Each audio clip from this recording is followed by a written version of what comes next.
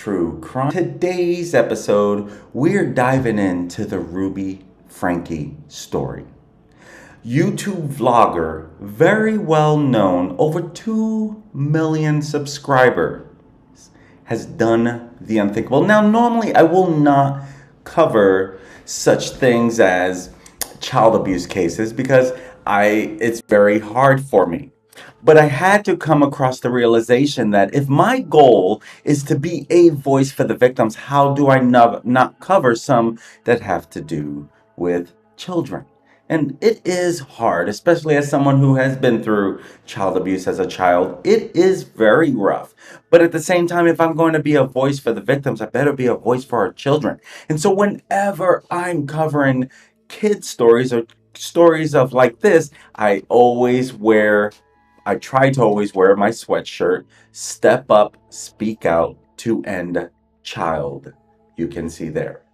And so in the quiet suburban neighborhood where picket fences held secrets as well as roses, a harrowing 911 call shattered the illusion of normalcy. The voice on the other line trembled, weighted by the gravity of the scene before him.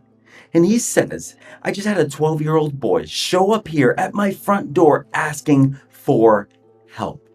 That's what the Good Samaritan has shared. Because, of course, he is beyond understanding who could do this to these kids. And so he says that, and he said he had just come from a neighbor's house. And we know there's been problems at this neighbor's house, referring to the home that this little 12-year-old boy had came out of. The dispatcher listened intently, her heart heavy with the weight of the situation. The boy, emaciated and bound, had sought refuge from a nightmare that had become his reality. He is emaciated. He's got tape around his legs. He's hungry and he's thirsty. He has duct tape around each ankle. There's sores around them. He has them around his wrists as well. This kid has obviously been detained. He's obviously covered in wounds. The neighbor's voice quivered, his empathy raw and unfiltered. The ordeal was beyond his comprehension. It was a moment etched in his memory forever. As the police descended upon the scene, they unveiled a horror that had festered in plain sight. Franke, the YouTube Mormon mom with a following of millions, stood exposed for the cruelty she had inflicted on her own flesh and blood. Her cousin, burdened by the weight of family history, spoke out. This was not an isolated incident. It was a sinister thread woven through generations. She says, I'm not shocked. It's not a shock at all. The direction in which it went was not what I thought, but from which it came was to be expected. The cousin confessed, the pain evident in their voice. In the wake of that fateful call, the truth unraveled. The children, starved and shackled, were rescued from the clutches of their tormentors. Child and Family Services took custody of them, offering a glimmer of hope in their darkest hours. The neighbors, once bound by fences and decorum, united in their resolve to protect the vulnerable.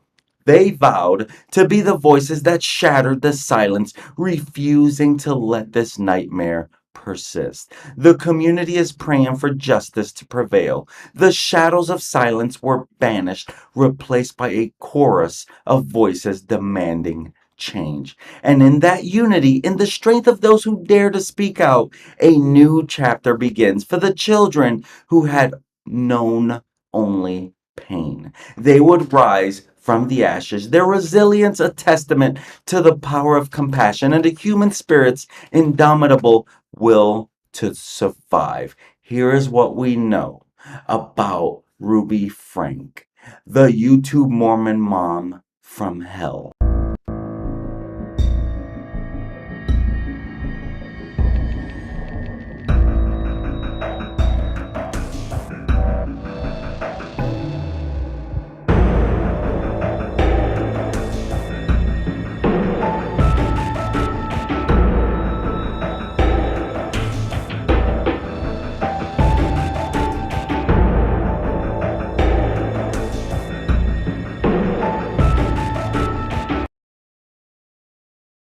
town of Santa Clara, where white picket fences framed the facade of family life, a shocking incident unfurled, sending shockwaves through the community. Ruby Frank, the well known Mormon YouTuber behind the Eight Passengers channel, stood accused of heinous acts against her own children. It was a Wednesday morning when the grim reality came to light. A young boy climbed out of the window of a home and ran to a neighbor pleading for water and food. Now, a neighbor, struck by the distressing sight of a child with wounds and duct tape, made the desperate 911 call that would change everything. The child, emaciated and malnourished, pleaded for water and food. The responding authorities were met with a scene that would haunt them forever. The child's condition was so dire that emergency medical services rushed them to the hospital. An eerie suspicion hung in the air. Were there more children suffering nearby? Their search led them to a nearby residence where they discovered another child in a similarly appalling state of malnourishment. The evidence spoke volumes, confirming the horror that they had stumbled upon. Child and Family Services intervened, offering a glimmer of hope to these innocent souls. Four minors, their faces etched with years of torment, were taken into care.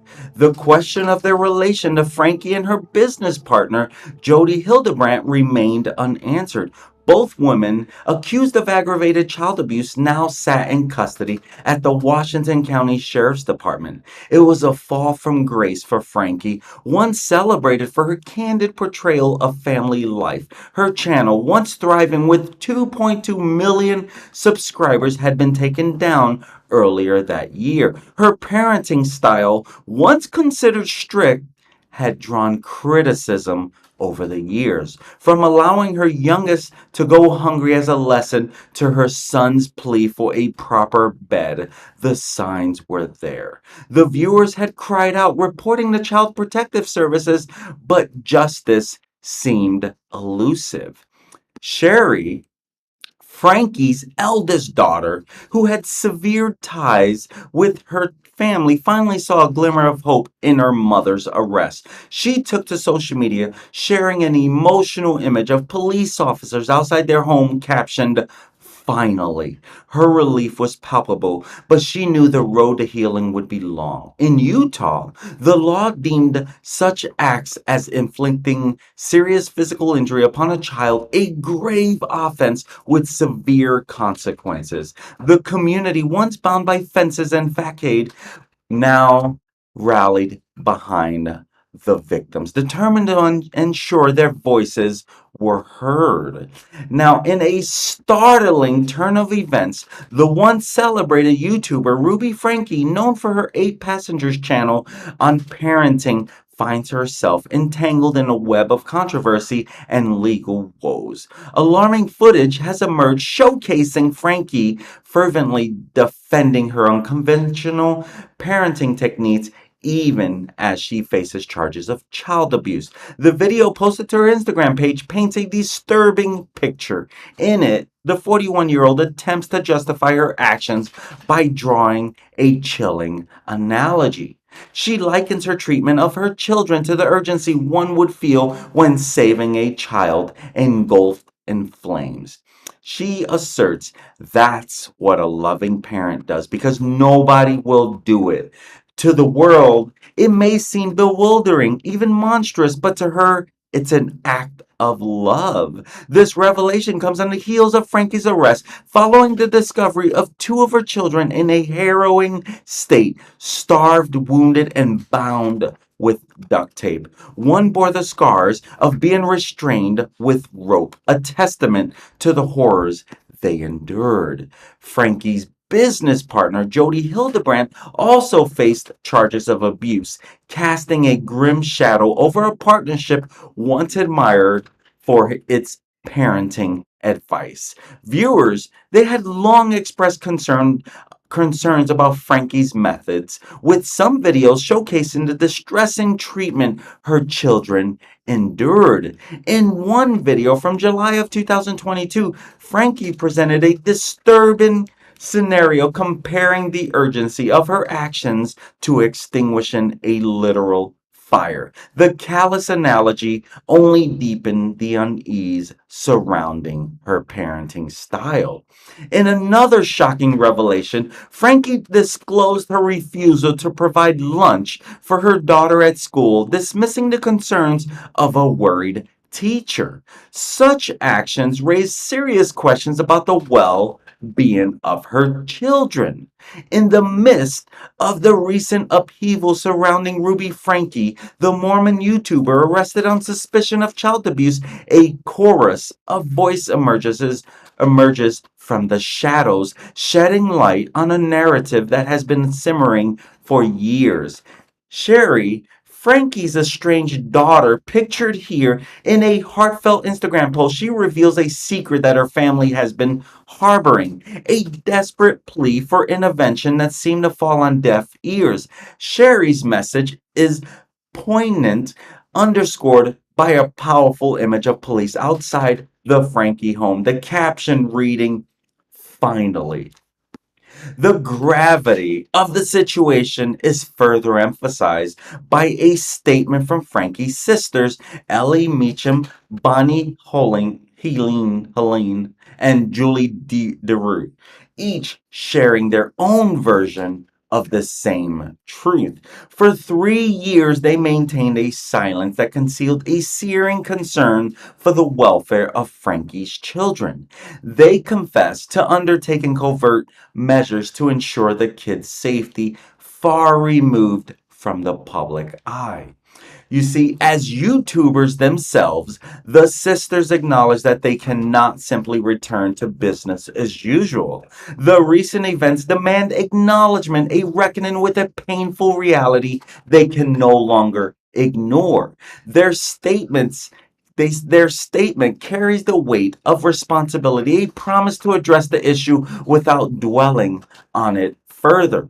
And you can see by the statement that they put out that, for the past 3 years, we have kept quiet on the subject of our sister Ruby Frankie, for the sake of her children. Behind the public scene, we have done everything we could to try and make sure the kids were safe. We wouldn't feel right about moving forward with regular content without addressing the most recent events. Once we do, we will not be commenting on it further. Again, Ruby was arrested, which needed to happen. Jody was arrested, which needed to happen. The kids are now safe, which is the number one priority. Now, they are literally all a family of YouTubers. When this story broke, I was talking to my wife, and my wife has been a follower of all three of the YouTubers, literally. She has been following them for a long time. They were a family, right? And she literally first started by watching the Grandma and Grandpa Griffith. Let me get to that other scene with me on here. And so she first was watching Grandma and Grandpa Griffiths. And then she started watching the three sisters. Now, she did not know about Ruby Frank. She did not follow Eight Passengers. My wife does follow a lot of vloggers. And when I told her about this story, I was like, I just happened to see it on her YouTube. And I was like, hey, that lady right there looks like one of the YouTubers that you follow. Lo and behold, it definitely was. And so it was actually the middle one here, Bonnie Helene. And I had watched her, and I watched her with my wife. Sometimes I'll sit down and just watch. And personally, I'm not a big fan of following the lives of vloggers, but my wife is. But this obviously then, catches our attention. And I tell my wife, I'm like, hey, isn't that Bonnie in that picture? She was like, it definitely looks like her. And at first my wife was like, nah, I don't think that's her. But lo and behold, it was. And so then my wife digs deeper, and I'm like, and she's like, well, this is the parents, Grandma and Grandpa Griffith. This is their channel. They are the parents to the four daughters, and I believe there might be a son. And now all three of the daughters, now actually all four of the daughters, they had prominent, well-to-do YouTube channels. And so now obviously my wife, when she finds this out, she's following along very closely. And so we dig in a little deeper and we look through the grandma and grandpa Griffith's channel and we say, oh wow, check out this conversations with my daughter, which from today, this was 2 months ago. And so they're sharing about this great app. You probably heard of the app Marco Polo, an app that they can even just share with each other. You know, anyone that can use it, but they were using it to keep track. Like, hey, here's a conversation with my daughters, and we're using the Marco Polo app. And I noticed in this video, Ruby Frank wasn't mentioned. So then I'm like, well, maybe it's not her daughter. She's not mentioning anything. And again, if you notice the statement from the daughters, they're like, it's been 3 years. And then I go deeper into the channel and I see that, you have this one video here where 2 months ago they did a video about their daughters and using the app Marco Polo to keep in touch while the parents were out of the country. They did not have Ruby Frank in this video. I go back further 3 years. There's a Happy Thanksgiving 2019 video on Grandma and Grandpa Griffith's channel. In this video, Ruby Frank and all the kids are actually in this video. 3 years ago. It seems like since then they kind of just kept their distance. And I'm going to guess because they did not agree with her parenting style. They did not agree with the way she was treating her children. They knew that. And so here we have this video from 3 years ago, and now the arrest of both Frankie and her business partner, Jody, reverberates through the family. The priority now is clear: the safety and well-being of the children. And it's stories like this that are beyond heartbreaking, right? And my first instinct was, how could these people not do anything? And I can tell you, they have not started posting back on their YouTube channel yet. Because this is seriously a healing process. And at this time, no one in that family probably should be doing business as usual. Now, Frankie's husband, Kevin, he stands resolute, his primary focus unwavering to keep his children united under his paternal care. You can see him here with his attorney. And his attorney, Randy Kester, he affirms the urgency of this mission. There's an unspoken determination to shield the children from the turbulence that has shaken the foundation of their family. And so we dive a little deeper into this disturbing parenting method by Ruby Frank. In a shocking revelation, the dark underbelly of Ruby Frankie's parenting techniques have come to light, raising alarm bells among her followers and the wider community. Through a series of candid videos shared on her social media channels, the 41-year-old mother of six openly boasted about her unconventional parenting practices. These videos paint a distressing picture of a household governed by severe discipline and punishment. In one startling clip, Frankie callously recounts an incident where she deliberately withheld lunch from her 6-year-old daughter despite the teacher expressing concern about the child's hunger. Now, Frankie's rationale, as she explained to her viewers, was to let her daughter experience the discomfort of an empty stomach, all in the name of teaching a lesson. Another distressing revelation centers around Frankie's son, Chad, who was banished from his own room and forced to sleep on a beanbag for an astounding 7 months. The extreme punishment was allegedly a response to a prank that he played on his younger brother. And in this prank, he wakes his younger brother up very early in the morning under the guise of, hey, Mom, we have a surprise. We're going to Disney World. Pack up. It's an upsetting. It's upsetting if you are the child. If you get up in the middle of early wee hours in the morning, they wake you up. It's still dark outside. Pack your bags. We're going to Disney World, Disneyland, whatever. And so that prank got him in trouble.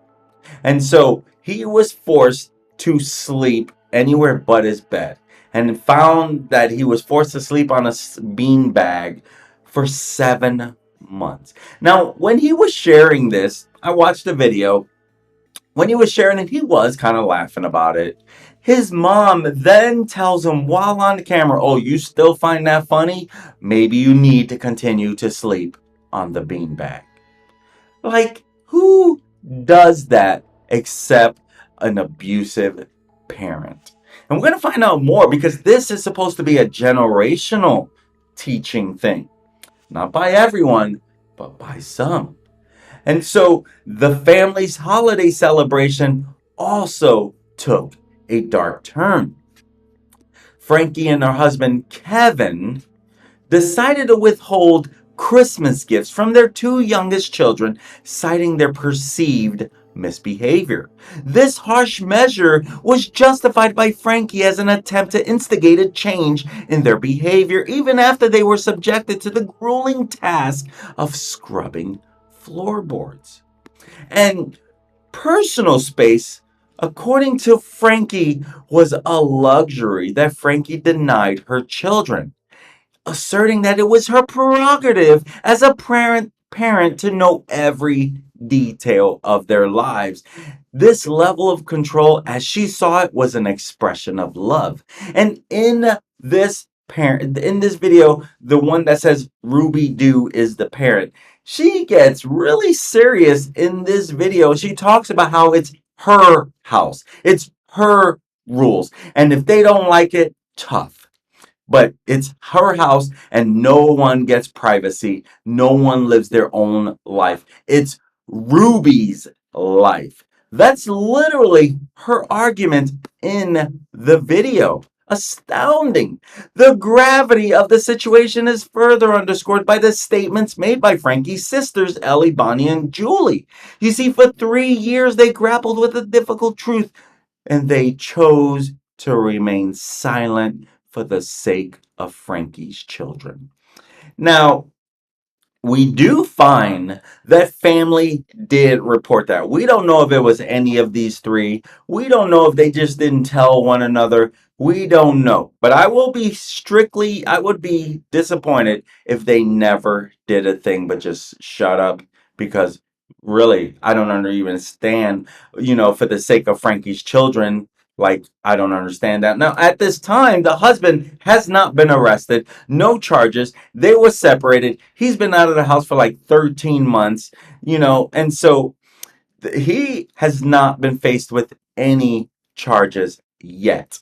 In the wake of the arrest, an online forum has been established to document the concerning statements made by Frankie and her business partner Jody Hildebrandt in their videos. And the sister, or should I say the oldest daughter, Sherry, she started this online forum, asking viewers, everyone who followed, if you know of any moment in a video, please link it here in this document.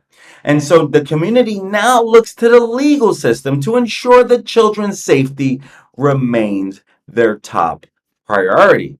In another shocking video that garnered over 5.7 million views, Ruby Franke, the prominent Mormon mother of 6, known for her YouTube channel, Eight Passengers, she unveiled what she considered a controversial new parenting tactic. In the video, she gathered her children's most cherished belongings, threatening to dispose of them unless they paid her in cash or completed an equivalent chore. As the camera rolled, her son Chad interrupted in disbelief, exclaiming, "You're throwing them away? That's my homework."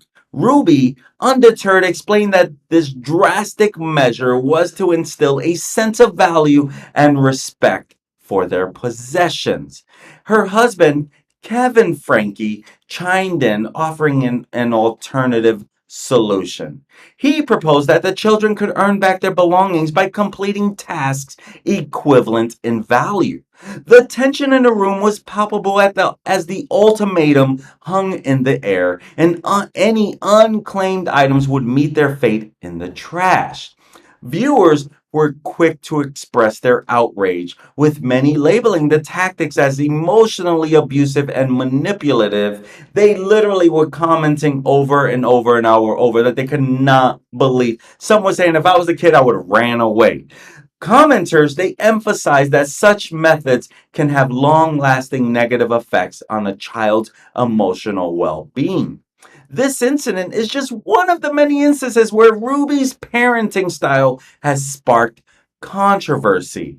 Over the years, her videos have garnered both attention and criticism. In a particularly alarming revelation, she admitted to allowing her 6-year-old daughter, Eve, to go hungry as a punishment for not making her own lunch. In another instance, she disclosed that she had removed her 15-year-old son's Chad's bed for 7 months as a consequence for a prank that he played on his younger brother, as I described to you. This controversial measure was explained as an attempt to teach the children self-governance and responsibility for their actions. You see, her parenting style has consistently raised eyebrows, prompting a wider conversation about the boundaries and ethics of parenting in the digital age. The recent controversy has also prompted a reevaluation of her online content and its impact on her family. As her eldest daughter, Sherry, has distanced herself from the family and publicly criticized some of their beliefs, it is evident that the consequences of Ruby's parenting choices extend beyond the confines of her videos. In the wake of Ruby Franke's recent arrest, neighbors have come forward expressing long-standing concerns about the safety and well-being of the children in the 8 passengers household. Shocking allegations of abuse first surfaced as far back as July of 2020, casting a shadow over the popular YouTube channel. One neighbor, who wished to remain anonymous, disclosed to NBC News that they had reached out to Utah's Child Protective Services in September of 2022. However, when authorities visited Franke's residence, they allegedly received no response. Another neighbor expressed a heartfelt plea for the children's safety, emphasizing the countless tears and hours spent communicating with law enforcement and child protective services over the past year. The neighbor fervently desires the children to know they are loved. I can't pronounce. I'm struggling with that word all of a sudden. But the neighbors desires that the children that they should know they are loved and not abandoned. They want these kids to know, like, we're your neighbors. We did not stay silent. Please know we did not stay silent. We did speak up. Unfortunately, it wasn't done early enough. So they're making sure that these kids, hey, we didn't just stand by and watch. The neighbor recalled seeing the distinct 8 passengers van frequently parked in front of Hildebrandt's home. They also mentioned a peculiar incident where several children, seemingly unattended, worked outdoors in scorching temperatures. The resident found it unusual that they never heard the sounds of children playing outside given those circumstances. One alarming day, a child is believed to have fled through a window and sought refuge with a neighbor who promptly contacted the police.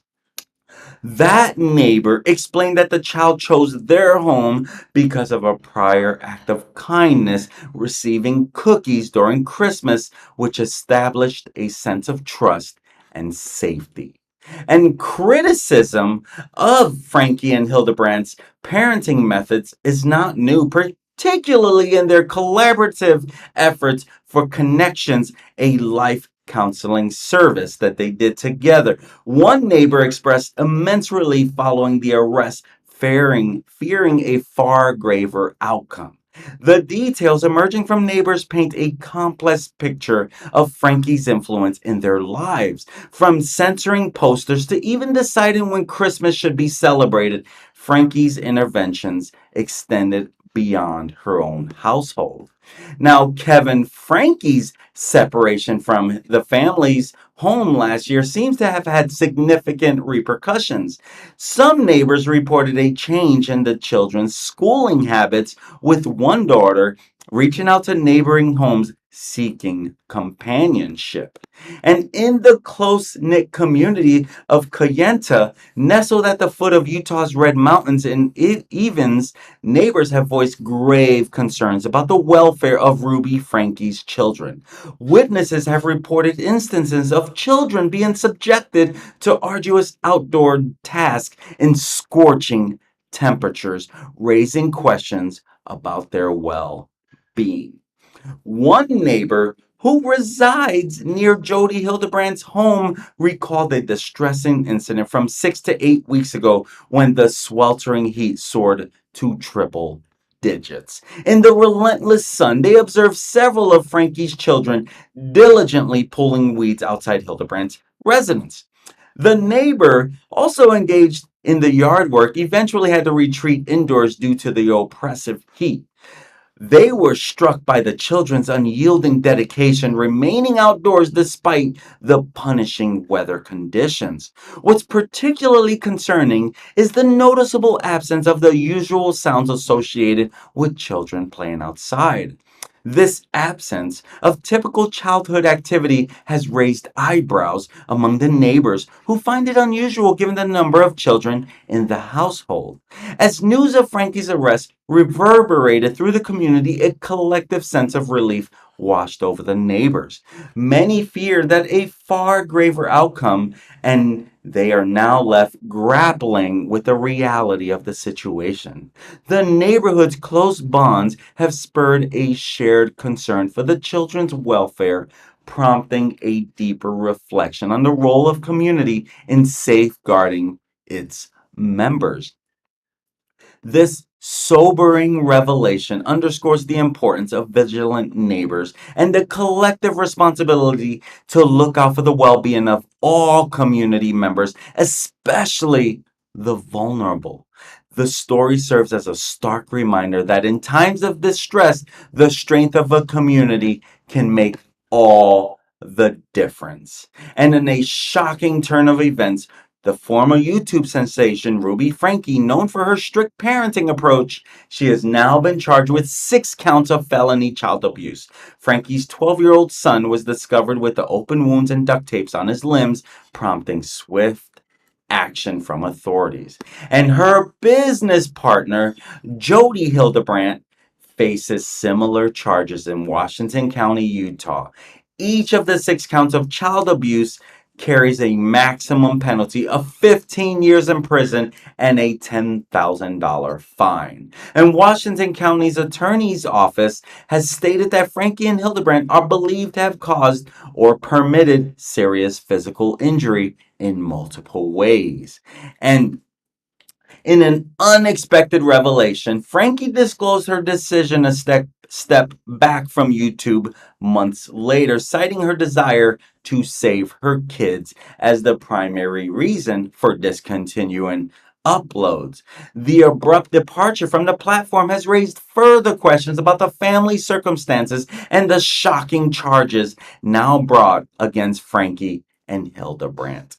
This startling development has sent shockwaves through the online community, leaving viewers and fans astounded. The legal proceedings that follow will undoubtedly be closely monitored as the truth behind these deeply troubling allegations come to light. In a harrowing revelation, a close relative of YouTube mom Ruby Frank has come forward, shedding light on a deeply troubling family history. I shared with you the unidentified cousin, whose identity remains concealed, express their disgust at the recent child abuse charges brought against Frankie, emphasizing that the issue extends far beyond this isolated incident. According to the cousin, this disturbing pattern of unprovoked child abuse, including duct tape and handcuffing and starvation, is unfortunately not a new occurrence within their family. They bravely recounted their own experience of abuse as a child, vividly describing the harsh reality they endured. Startlingly, after briefly watching Ruby's YouTube channel, Eight Passengers, the cousin recognized eerily similar mannerisms in Frankie, further deepening their concern about the alleged abuse. The relative lamented the whole tree from the bottom of the roots to the tips of the branches. The whole tree is blighted. It's multi-generational. This revelation paints a grim picture of systematic abuse that has persisted through generations. When questioned about how the teachings of the Mormon Church may have contributed to justifying such behavior, the family member expressed their belief that these teachings may have played a role. They emphasized the urgency of understanding the larger context, affirming it's a lot bigger than people know. In this reflection on the impact of this revelation, the cousin concluded, with every fiber of my being, I can understand. I hope they are okay. This heartfelt sentiment underscores the gravity of the situation and the sincere concern for the well-being of all those affected. As this deeply unsettling family history comes to light, it raises crucial questions about the broader issue of abuse within certain communities. The chilling revelation serves as a stark reminder of the urgent need for awareness, intervention, and support for survivors. This unsettling case surrounding the mommy blogger Ruby Franke has taken a darker turn with the revelation of police reports detailing two prior incidents. You see, concerned relatives and neighbors, they had contacted the authorities, shedding light on the long-standing concerns for the Frankie's children's welfare. And in April of 2022, Frankie's children were discovered running unsupervised near a busy road, prompting police involvement. And another incident arose in August of the same year when Frankie's eldest daughter, Sherry, reached out to law enforcement. And she expressed fears that her youngest siblings had been left alone in the house for nearly a week. That's when those events triggered alarm amongst neighbors, leading them to question the safety and well-being of the Frankie children. And Sherry's subsequent call for a welfare check emphasized the urgency of the situation. Again, police arrived, they received no response, despite seeing the children through the windows. Now, Frankie's claim of sexual abuse within her family has added a shocking layer to the case. She alleged that one of her minor children had engaged in explicit behavior from an alarmingly young age. Now, she was saying this in court. Who could do such a thing to their own children? That is what she was saying about the family. Literally, that's what she was saying about the family. And so she alleged that one of her minor children had engaged in explicit behavior from an alarmingly young age. And these revelations, she makes them without providing any evidence, have left the courtroom in stunned silence when she shared this. In a surprising courtroom development, an attorney in the public viewing area sought to share details about another child who was allegedly harmed by one of Franke's children. However, the judge deferred hearing further details to a later time. And so the case raises significant questions about the safety and well being of Franke's children. And the unsettling police report and Frankie's startling claims suggest a deeply concerning environment within the household. You see, these allegations have left many deeply disturbed and concerned for the welfare of the minors involved. As the story unraveled on screens across the nation, it served as a stark reminder behind a veneer of curated content, reality could be far more sinister. The shadows of silence had been banished, replaced by the resounding cry for justice echoing through the quiet streets of Santa Clara in Utah. This story serves as a stark reminder of the responsibilities that come with sharing one's life online, especially when children are involved. It raises important questions about where to draw the line between sharing experiences and potentially subjecting children to public scrutiny and criticism. It has been long known that people are against you trying to highlight your children for views. A lot of people get upset by this. Right or wrong, a lot of people do it. Okay, I'm not judging that. That is not for me to say. I personally don't even have I'm not against it. And I'm not for it. I don't know that I'm as against it as I am for it because, there are creepers out there, whether you're online or not, there are creepers. Bottom line is, my friends, step up, speak out to end child abuse. This is key. These kids were feeling it, and people spoke up, but nothing was done in time until that child escapes through a window, 12-year-old boy, hungry and needing water. So you know that the fact that that has occurred, there was some serious sinister stuff going on out there. Let me know in the comments, what do you think we'll hear about this? Who will be taken into, will they ever see the light of day again? Will Jody see the light of day? Will Ruby see the light of day again? But we already know they're going to be in big trouble. They'll have another court date coming up here soon, and we only wait to see what happens next. Until next time, my friends, please step up, speak out. These are our children. These are the future of this world. If they go through trauma, the chances are they're going to live with that trauma for the rest of their life.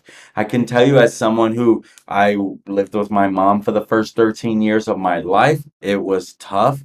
We had Bureau of Child Welfare Services called on her, check on us, and guess what? We were taken from her. And I can tell you, while we lived with her, some bad things happened to me. My mom would later die of AIDS. That's what drugs do to you. And so she was on a mission. Drugs is what mattered the most. It would later take her life, but those conditions her children suffered. And I can tell you, 30, 40 years later, it still affects me. There are moments that it affects me, not as much as it used to, because it seems like the older I get, the more distance I can get away from it.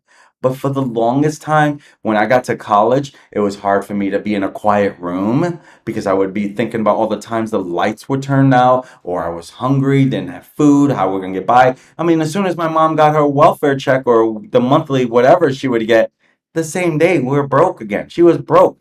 It was that bad. And, eventually people spoke up because we were put into foster care. So, my friends, step up, speak out. Don't be quiet. Do something. Do anything. The minimum you can say is, at least you tried, even in the face. When this guy, the 911 caller, calls in 911, he's broken up. He's crying to the dispatcher. The guy obviously has a huge heart because this 12-year-old boy has him in tears by looking at what he sees. My friends, you must speak out. There's always someone that will hopefully listen. But you gotta do your part, right? My friends, until next time, be safe, be careful, be aware, be alert, speak up, speak out. Till next time, my friends.